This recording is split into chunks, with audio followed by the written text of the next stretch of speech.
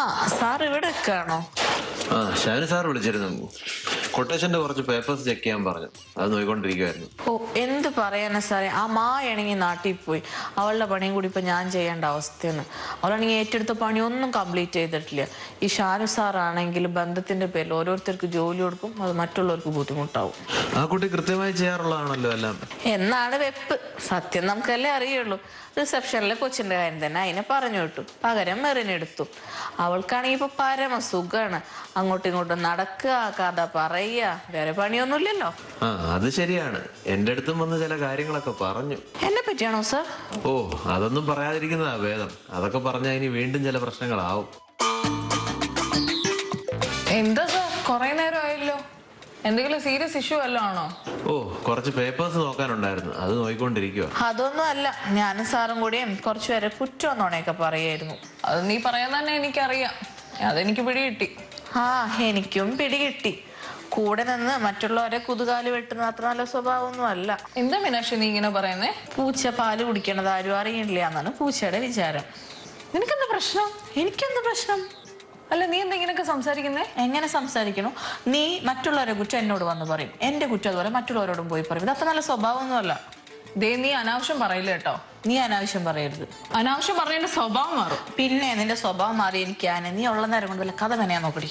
മര്യാദയ്ക്ക് സംസാരിച്ചില്ലേ ഈ മെറിന് ആരാന്നറിയും. എന്റെ ചിരിച്ചോണ്ടിരിക്കുന്ന മുഖം മാത്രമേ നീ കണ്ടിട്ടുള്ളൂ. മുഖത്തിന് നേരെ കൈ ചൂണ്ടണോ? കൈവിട്ടേ അങ്ങോട്ട്. വിടില്ലേ? നീ എന്താ ചെയ്യാ? നീ കൈവിട്ടേ അങ്ങോട്ട്. നീ ആരെവിടെ? ഓ ഒന്ന് നിർത്തിക്കേ. ഓ അല്ലെങ്കിൽ ഞാനെന്തിനാ ഇതൊക്കെ പറയാൻ പോന്നെ? അവര് തമ്മിൽ തല്ലി അങ്ങ് തീർക്കട്ടെ.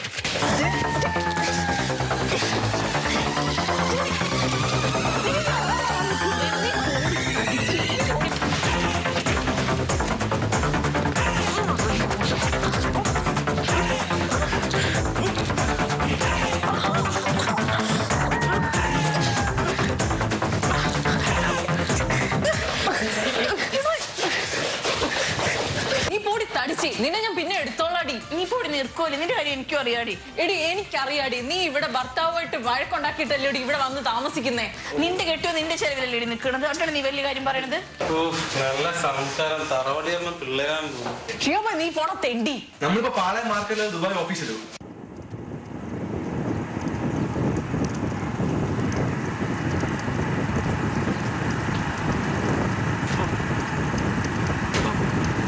വണ്ടി നോക്കിയെടു. ആ ഇതെങ്ങോട്ട് പോണേ? ഒന്നും മിണ്ടായില്ലടാ. മിണ്ടായിരുന്ന എങ്ങനെ? ആദ്യം ആരെ കാണണമെന്ന് പറഞ്ഞാൽ അങ്ങോട്ട് പോയി, ഇപ്പൊ അതാ ഇങ്ങോട്ട് പോണു. എടാ കുഞ്ചു, നിനക്ക് വീട്ടിലെങ്ങാണ്ട് വരുന്ന പോരായിരുന്നു? നീ എന്തിനാ വണ്ടിക്കകത്തോട്ട് ചാടി കയറിയേ?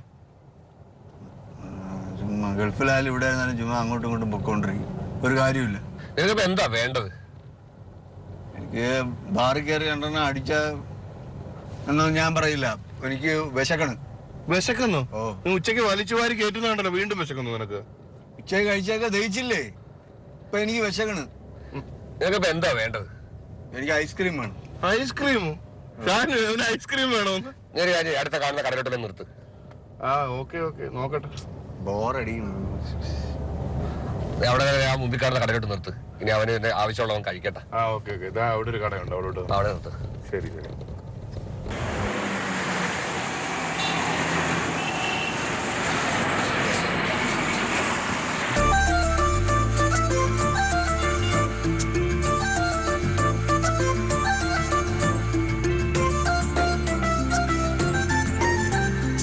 ഐസ്ക്രീം ഉണ്ടോ? രണ്ട് കോൺ ഐസ്ക്രീം.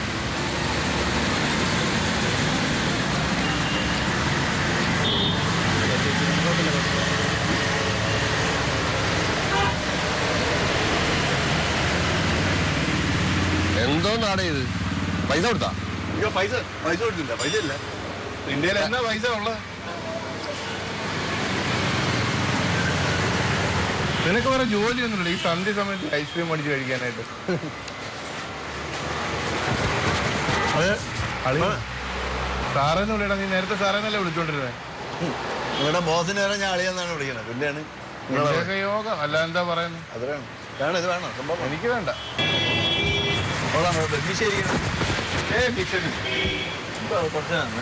കുറച്ച് രണ്ട് കയ്യിൽ ഐസ്ക്രീം ആയിക്കോട്ടെ. പൊക്കോണം കേട്ടോ. അയ്യോ വേണ്ട. അല്ലച്ചനെ നീ മേടിച്ച് നക്കിയാണ് ഞങ്ങൾ കഴിക്കുന്നത്. രണ്ടും മേടിച്ച് അങ്ങ് നക്കിയല്ലോ നീ. ഇത് നോക്കിയില്ല, അത് കുറച്ചാലേ നിൽക്കുള്ളൂ. ബാക്കി കഴിച്ചു. എനിക്ക് വേണ്ട. വേണ്ടേ? വേണ്ട. വേണ്ട. ചേട്ടാ എനിക്ക് വിശക്കണം കേട്ടോ. 10 മിനിറ്റ് വിശക്കണം, ഭയങ്കര വിശക്കും. ഇനി നിനക്ക് വിശക്കുന്നു. ഇവനെന്താ കൊക്കപ്പുഴ തോന്നുന്നു കേട്ടോ. പോയിട്ട് പൊറോട്ടയും ബീഫും വാങ്ങിക്കാം. പൊറോട്ടയും ബീഫ് പോവാം. നമുക്ക് എന്തെങ്കിലും മേടിച്ചു കൊടുക്കാൻ, അല്ലെങ്കിൽ നമ്മളെ പിടിച്ച് തിന്നുന്നു. എന്തോ വിശപ്പാടാ ഇത്. വാ എന്നാ. ഇത് ഞാൻ കഴിക്കണ്ട. നീ കഴി വേണ്ട.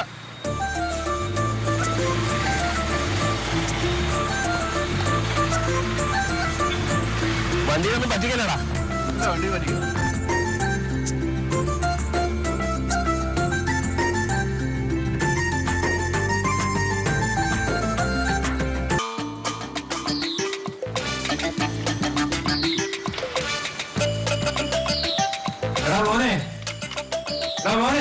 ഷാനു അകത്തുണ്ടല്ലോ. ഞാൻ എന്റെ കുഞ്ഞുമോനെയാ വിളിച്ചേ. കുഞ്ചുവിനെ എന്തിനാ വിളിക്കുന്നത്? അവനെയൊന്നും കണ്ടില്ലല്ലോ. എടാ കുഞ്ഞുമോനെ, കുഞ്ചു ഓ എന്താ പൈസ? നിന്നെ കൊണ്ടേ എനിക്ക് റോഡിലേക്ക് ഒരു സാധനം മേടിക്കാൻ പോകാനുണ്ട്. ഓ അപ്പച്ചൻ കുഞ്ചുവിനെ കൊണ്ട് എങ്ങോട്ട് പോവാ? ഞങ്ങൾ റോഡിലേക്ക് നടക്കാൻ പോവാ. അപ്പച്ചൻ ഇപ്പൊ എങ്ങോട്ടും പോകുന്നില്ല, ഇവിടെ അടങ്ങി ഒതുങ്ങി ഇരുന്നാ മതി. സിമി, നീ നിന്റെ കാര്യം നോക്ക്. എടാ സാധനം ഒന്ന് പറഞ്ഞു മനസ്സിലാക്കോളൂ. ഓ പപ്പേണ്ണ നിന്നെ വിളിച്ചാൽ ഞാനല്ലേ, നീ കേട്ടോ. ഷാനു അപ്പച്ചനോട് കയറി അകത്ത് പോകാൻ പറ. ഷാനു ഈ സിമി എടുത്ത് അകത്ത് പോകാൻ പറ. ഷാനു അപ്പച്ചനോട് കയറി അകത്ത് പോകാൻ പറ. ഇവിടെ എടുത്ത് അകത്ത് പോകാൻ പറ. നിങ്ങൾ ആരെങ്കിലും ഒരാൾ പോയാൽ പോലെ. ഞാൻ പോവാൻ, ഞാൻ വിളിക്കാം. കുഞ്ചു അവിടെ ഇല്ലേ? നിന്നെ വിളിച്ചത് ഞാനാണ്. ഞാൻ പറയുന്നത് കേട്ടാ മതി. ഞാനാണ് ഇവിടുത്തെ ഗൃഹനാഥൻ. ഇപ്പൊ റേഷൻ കാർഡിൽ വരെ പെണ്ണുങ്ങളാ ഗൃഹനാഥ. അപ്പൊ ഞാൻ പറയുന്നത് കേട്ടാ മതി.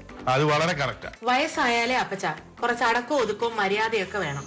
ഫ്രണ്ട്സിന്റെ അപ്പച്ചൻ ഇതുപോലെ? എന്റെ അപ്പച്ചൻ ഇങ്ങനെയൊന്നുമല്ല, പുള്ളി വളരെ ഡീസന്റാ.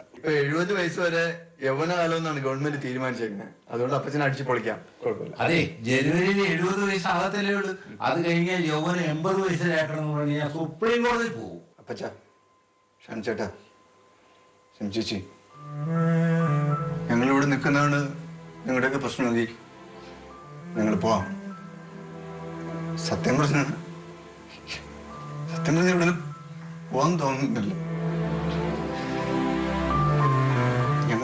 ഞങ്ങൾ പാവങ്ങളാണ്.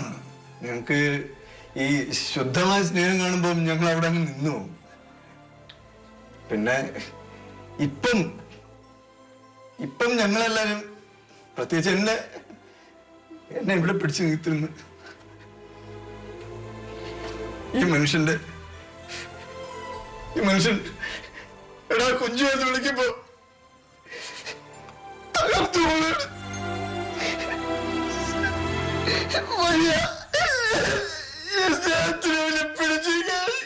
എനിക്ക് വയ്യ പൈസ.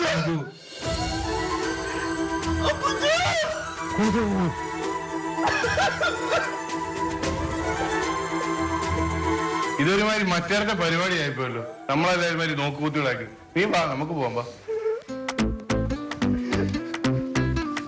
കുഞ്ചു, എല്ലാരും പോടാ. നീ സീരിയസ് ആയിരുന്നു?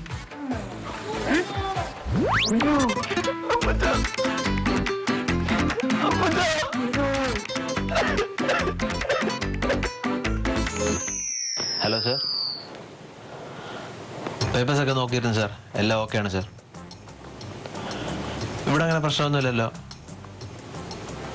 സ്റ്റാഫുകൾ തമ്മിൽ അങ്ങനെ പ്രശ്നങ്ങളൊന്നുമില്ല സാർ. എന്തെങ്കിലും ഉണ്ടെങ്കിൽ തീർച്ചയായും വിളിച്ചു പറയാം sir. Sure sir, okay. Shanu സാറാണോ വിളിച്ചത്? എന്താ പറഞ്ഞത്? ഇവിടെ എന്തൊക്കെയോ പ്രശ്നം നടക്കുന്നുണ്ടെന്നുള്ള കാര്യം സാർ കൃത്യമായിട്ട് അറിയുന്നുണ്ട്. അതേതായാലും നന്നായി, ഇല്ലെങ്കിൽ ഞാൻ സാറിനെ വിളിച്ചെല്ലാം പറയുന്നത്. എന്താ സാർ പ്രശ്നം?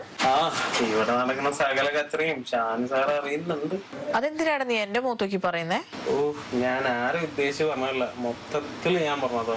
ആരൊക്കെ വൈകി വരുന്നുണ്ടെന്നും ആരൊക്കെ കറങ്ങി നടക്കുന്നുണ്ടെന്നും ആരൊക്കെ തമ്മിൽ വഴക്കുണ്ടാക്കുന്നുണ്ടെന്നും ഷാനു സാർ കൃത്യമായിട്ട് അറിയുന്നുണ്ട്. വന്നു കഴിയുമ്പോ ബാക്കിയുള്ളതും കൂടെ അങ്ങ് പറയണം. ഇനിയിപ്പൊ നീയാണോ ഇതെല്ലാം വിളിച്ചു പറഞ്ഞത്? ഞാനല്ല, എനിക്ക് വേണമെങ്കിൽ പറയായിരുന്നു. സമയമുണ്ടല്ലോ. നീ ഒരുപാട് അങ്ങ് വിളിച്ച് പറയല്ലേ. എന്നാലും ഇത് വല്ലാത്ത മോശമായി പോയി. ഷാനു സാറിന്റെ പ്രീതി പിടിച്ചു പറ്റാൻ വേണ്ടിയിട്ടാ ഇവിടെ കുറെ പേര് ചെയ്തേന്നറിയാം. എന്തായാലും സാറിന് അറിയാം ആരാ ഇവിടുത്തെ മോശക്കാരെന്ന്. ഇവിടെ ആരൊക്കെയാ പ്രശ്നക്കാരെന്ന് എല്ലാവർക്കും വ്യക്തമായിട്ട് അറിയാം. പിന്നെ ഇവിടെ നടക്കുന്ന കാര്യങ്ങൾ സാറിനെ വിളിച്ച് പറയണതും ആരാന്ന് എല്ലാവർക്കും അറിയാം. ഞാൻ ഇവിടെ പൊതുവെ നടക്കുന്ന കാര്യങ്ങള് ഞാൻ ഇവിടെ എല്ലാവരോടും സംസാരിക്കുന്നതല്ലാതെ ആരെയും വിളിച്ച് ഞാൻ സംസാരിക്കത്തൊന്നുമില്ല. അത് ശരിയാ. ചേച്ചിയാണെങ്കിൽ ആരെ പാര വെക്കത്തില്ല, തമ്മി തലിക്കത്തില്ല, കുറ്റം പറയത്തുമില്ല. ചേച്ചി ക്ലീനാ. അതെന്താടാ നീ അങ്ങനെ കുത്തി കുത്തി സംസാരിച്ചേ? ചേച്ചി അങ്ങനെ തോന്നിയോ? എനിക്ക് അങ്ങനെ തോന്നി. ഞാൻ ചേച്ചിയുടെ ക്വാളിറ്റി അല്ലേ പറഞ്ഞേ. എടാ നീ വന്നിട്ട് കുറച്ച് ദിവസം ആയതല്ലോ, കൂടുതലങ്ങ് നിഗളിക്കണ്ട കേട്ടോ. ഞാൻ വന്ന കയറിയല്ല കാര്യം, ഞാൻ ചെയ്യുന്ന പ്രവൃത്തിയിലും ആൾക്കാരോട് പെരുമാറുന്ന രീതിയിലാണ് കാര്യം. എടാ നീ പോയി നിന്റെ പണി ചെയ്യ്.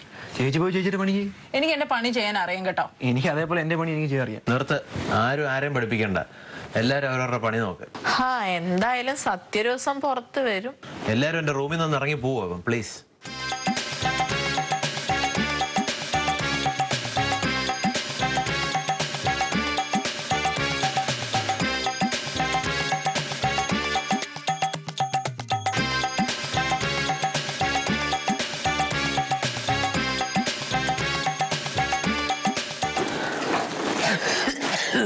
എന്താ ചുമക്കുന്നത്? എന്തെങ്കിലും പറയാനുണ്ടോ?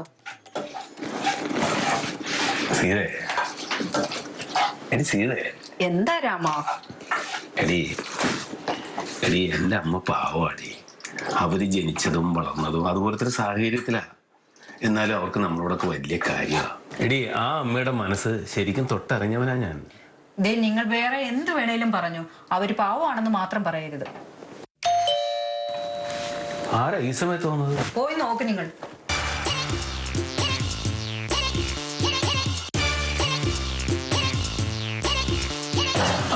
അമ്മായിയായിരുന്നു. വാ വാ വാ. ചേട്ടനും എന്നെ അമ്മായിനെ വിളിച്ചു തുടങ്ങിയല്ലേ? എടി നീ ഞങ്ങളുടെ ആസ്ഥാന അമ്മായിയല്ലേ? എടി നീ ആയിരുന്നോ? ഇരിക്കും, ഞാൻ ചായ എടുത്തിട്ട് വരാം. നീ ചായ എടുക്ക. എടി കുറെ ദിവസം എന്നെ കണ്ടിട്ട്. എന്ത് പറയാനാ രാജേട്ടാ, ജോലി കഴിഞ്ഞ റൂം കഴിഞ്ഞ ജോലി. വെള്ളിയാഴ്ച ഒരു ദിവസം കിട്ടുന്നതാണ് ചെയ്താലും തീരാത്ത പണിയാണ്. എടി നിന്റെ ഭർത്താവിന് നാട്ടിൽ സുഖം തന്നെയല്ലേ? കുഴപ്പമില്ല, അങ്ങനെ പോകുന്നു. എടി ഈ മാസം അവന് വെള്ളം അടിക്കാനുള്ള ആശക്ക് നീ അയച്ചു കൊടുത്താ? പുള്ളിക്കാരൻ ഇപ്പൊ അങ്ങനൊന്നും അടിക്കത്തൊന്നുമില്ലെന്നേ. പിന്നെ അവനോടെ പൊടി പൊടിക്കല്ലേ, പിന്നെ അതിനും വേണമല്ലോ ഒരു ഭാഗ്യം. ഇവിടെ ഒരാൾ പൊടി പൊടിക്കുന്നില്ലെന്നാ പറയുന്നത്. ഞാൻ നാട്ടിലായിരുന്നപ്പോഴേ നല്ല കുടിയായിരുന്നു. എന്റെ സ്വഭാവം മാറുന്നെന്ന് ഞാൻ താടകയായി മാറും. അതിന് മാറാനൊന്നുമില്ല. നിനക്ക് പറ്റുന്ന പേര് അത് തന്നെ. നിനക്ക് ആരാടി സീത എന്ന് പേരിട്ടത്? നിനക്ക് പറ്റിയ പേരെന്താണെന്നറിയാവോ? താടക. ആ പേര് ആർക്കാ ചേരുന്നതെന്ന് ഞാൻ പറയണോ? ചേട്ടാ നാട്ടിൽ നിന്ന് അമ്മ വിളിക്കത്തൊന്നുമില്ലേ? അമ്മ വിളിക്കാനാ? അമ്മയെ വിളിക്കും. എന്താ നാട്ടിലെ വിശേഷം? എന്ത് വിശേഷം? അമ്മയെ വിളിക്കുമ്പോ കൊറേ തെറി വിളിക്കും. അത് കേട്ട് ഞാൻ ചിരിക്കും. അമ്മയ്ക്ക് മതിയാവുമ്പോ അമ്മ നിർത്തും.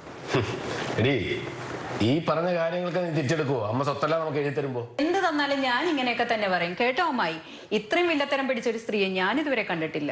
എന്നെ കെട്ടിക്കൊണ്ടുവന്ന ശേഷം ഇയാൾക്ക് വേണ്ടി വേറെ പെണ്ണാലോചിച്ച മഹിളാ രത്നമാണ് ഇവരുടെ അമ്മ.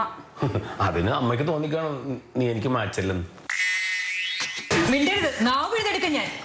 അമ്മായി ഇവളുണ്ടല്ല എന്റെ അമ്മയെക്കാളും 10 ഇരട്ടി വില്ലത്തിയാ. അവളാ അമ്മയെ കുറ്റം പറയുന്നത്. നിങ്ങളെ ഞാൻ നിർത്തി. മൂന്നാമതൊരാളിരിപ്പുണ്ട്, എന്നെ ഒന്നും ചെയ്യരുത്.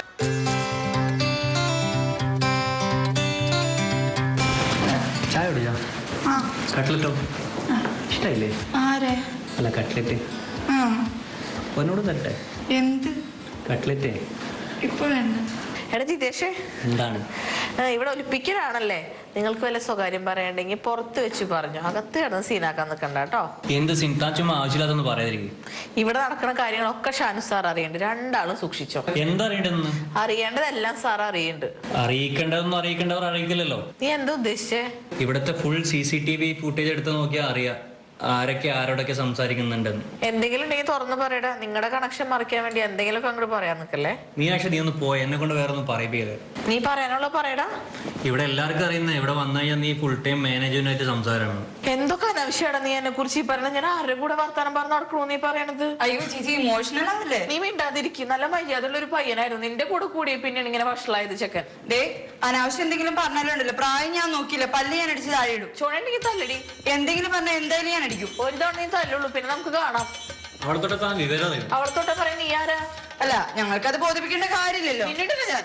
അങ്ങനെ ആരെയും വിട്ടുകൊടുക്കരുത് മെറനെ. നീ ഷാനു ചേട്ടനെ വിളിച്ചു പറയുന്നതിന് മുമ്പ് എന്നോട് പറയണ്ടേ? സാരയില്ല, ഇനി അവിടെ എന്തെങ്കിലും പ്രശ്നം ഉണ്ടായാൽ നീ എന്നെ വിളിച്ചു പറയണം ആദ്യം. അല്ല, ഷാനു ചേട്ടനും ഞാനുമായിട്ടുള്ള ബന്ധം നിനക്ക് അറിയാലോ. ആ അതെ, ആ ഞാൻ ഷാനു ചേട്ടന്റെ വീട്ടിൽ തന്നെ. ശരി. ഓ ശരി, വരാം വരാം വരാം. ആരാടി വിളിച്ചേ? അത് അവിടുന്ന്. എവിടെന്ന്? അവിടുന്നേ. അതെ, എവിടെ നിന്നാ ചോദിച്ചത്? അത് വേറെ. അമ്മ വിളിച്ചായിരുന്നോ? ചേച്ചി ഒരു മിനിറ്റ്. മായ പറ, ആരാ വിളിച്ചേ? അത് വീട്ടിൽ നിന്ന്. മായ, നീ വെറുതെ കള്ളം പറയല്ലേ. അത് ഗൾഫിൽ ഓഫീസിൽ നിന്നാ വിളിച്ചേ. എന്തിനാ വിളിച്ച ഓഫീസിൽ നിന്ന്? ഇടി അവിടെ ചില പ്രശ്നങ്ങളെ അതൊക്കെ വിളിച്ച് അവർ ഷാനു ചേട്ടനെ വിളിച്ച് അറിയിച്ച് ടെൻഷനാക്കും. വല്ല ചെറിയ പ്രശ്നമാണെങ്കിൽ എന്റെ അടുത്ത് പറഞ്ഞാൽ മതിയല്ലോ. അതെന്തിനാ നിന്നെ വിളിച്ച് പറയുന്നേ? മായ, ഓഫീസിലെ പ്രശ്നങ്ങൾ ഷാനു അറിയണ്ടേ? അല്ല, അതറിയണം. എന്നെ വിളിച്ചു പറഞ്ഞാൽ ഞാൻ ഷാനു ചേട്ടനെ അറിയിക്കുമല്ലോ. അങ്ങനെയല്ലല്ലോ മായേ, ചേട്ടൻ അറിയേണ്ട കാര്യങ്ങൾ ചേട്ടൻ ഡയറക്റ്റ് ആയിട്ട് തന്നെ അറിയണം. മായ, നീ ആവശ്യമില്ലാത്ത പ്രശ്നങ്ങളിൽ ഇടപെടരുത്. നിനക്കറിയാലോ, നിന്നെ ജോലിക്ക് ഏറ്റത് ഞാനാണ് അവിടെ. അവസാനം അത് എനിക്കൊരു പ്രശ്നമാകരുത്. ഓഹ്, ഇവളുടെ കുഴപ്പം ഇതാണ്. ആവശ്യമില്ലാത്ത കാര്യത്തിന് എല്ലാം കയറി തലയിടും. നിർത്തിക്കോ മായ, അവസാനം അത് പ്രശ്നമാകുവേ. സോറി. കൂടുതൽ പ്രശ്നങ്ങൾ ഓഫീസിൽ ഉണ്ടാവാതിരിക്കാൻ വേണ്ടിയിട്ടാണ് ഞാൻ എല്ലാത്തിനും കയറി ഇടപെടുന്നത്. അത് നിങ്ങളോടൊക്കെയുള്ള ഒരു ബന്ധം വെച്ചിട്ടാണ്. ക്ഷമിക്കണം. അത് നിങ്ങൾ എന്തോ എൻ്റെ മനസ്സിൽ കയറി കൂടിയ വിഗ്രഹങ്ങളായതുകൊണ്ടാണ്. അതൊന്നും ഉടച്ചു കളയാൻ എനിക്ക് പറ്റുന്നില്ല.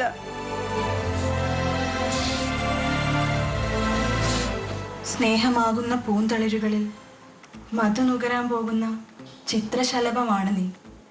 സ്നേഹത്തിൻ്റെ അറകളിൽ നീ സൂക്ഷിച്ചു വെച്ചിരുന്ന തേനുറവകൾ ഞങ്ങൾ കാണാതെ പോയി സോദരി.